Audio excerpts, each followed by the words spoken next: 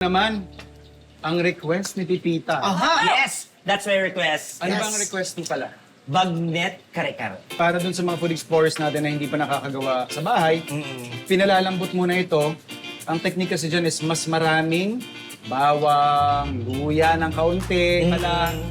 So mas marami lang siyang aromatics, kumbaga. Para mas ma-enjoy mo, Ayan. ikaw ang Sitaw. mag-sitaw. Yan. Ito naman yung technique ko para mas madali. So tatanggalin mo lang yung dulo, Dulo. dulo, Dulo-dulo. and then para hindi mo natansyahin kung ano yung size, kunyari marami ka nang nalinis, yan. Kaya yan. Kaya ko yan. Kasi Yan. mathematician to eh. Yes. Yes. Kaya alam Ay, mo yung numbers. perfect. Ala, pantay-pantay yan, Pipita! Pantay. Grabe pa. Gamay lang, gamay. Oo, Gamay. pantay, no? Yan. At ito, sa mga hindi nakakaalam, ay puso din ng saging. Kung hindi ako nagkakamali, pusong saging ito ng lakatan. Alam mo, chef? Alam mo, Wala chef? ito, chef. Kung ako'y nakakita niyan, isipin ko mais yan. Ay, totoo nga. Oh, Totoo, pero totoo, totoo. Kumpara kasi doon sa purple na puso ng saging, less na madagta ito. Kuya Jason, yan. At saka, hati na lang siguro kayo sa talong natin. Whatever cut na prefer ninyong dalawa. Medyo mainit na yung ating mantika. Rekta na natin yung ating bida, kumbaga yung ating kare-kare. Yon. Nabagnit. Dabagngit.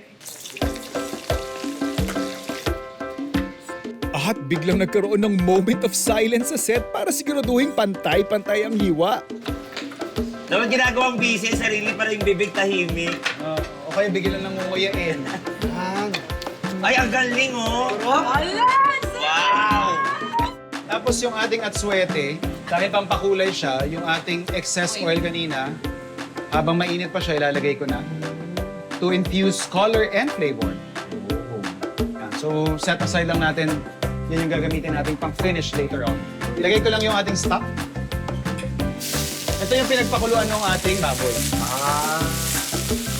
Ako talaga walang sayang eh. Sarap, bango. Excited! And yung pinakamatagal maluto dito Ayan. is actually yung puso ng saging. Tigas kasi. So, palalambutin natin to mga more or less 30 minutes. Woo! Wow! Ito, After 2 kumbaga yung hours. puso ni Pipita awa ng Diyos lumambot na rin. Yes. Tigas kasi ng puso mo. Tigas ng puso mo eh. Susunod ka na dito yung ating talong. Talong.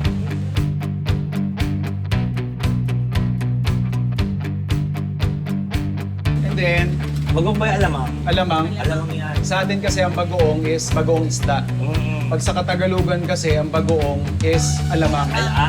Okay. Next up, yung pinaghirapan ni Pipita. ang kanyang Yes. pan. Ay, pantay-pantay ah. Me! That's me! Buti hindi ka nasugatan doon, Pipita. Actually, meron akong mga paltos. Wow!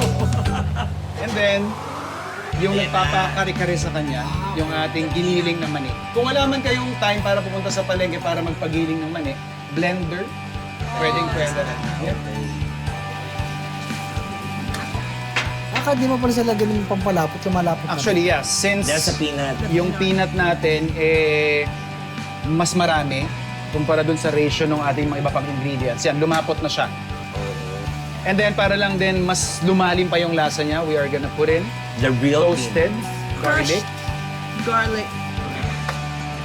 Okay. Sarap. Lalagay lang natin just to finish.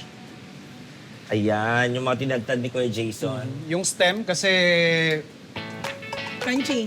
para ma-retain natin yung crunch niya. And then yung mga leaves na yan, Sa dulo na. sa dulo na lang. Or Pinapatong lang yan, di ba? pinapatong na lang yan. Pwede kasi makain yan ng raw. So, there you go. Ayan. Ako naman, isa pang tip ito. And I'm sure a lot of our regular viewers would see na, familiar na itong ginagawa ni Chef. Sa end ko kasi nilalagay yung atsuete. At yung totoo talaga dyan, namamatay kasi yung flavor niya kasi amoy niya yung atsuete. Oh! Diba? Meron siyang parang may pagka-nutty mineral na amoy. So, nawawala yun kapag hinahalo na siya doon sa Pag umpisang part. naluto na agad.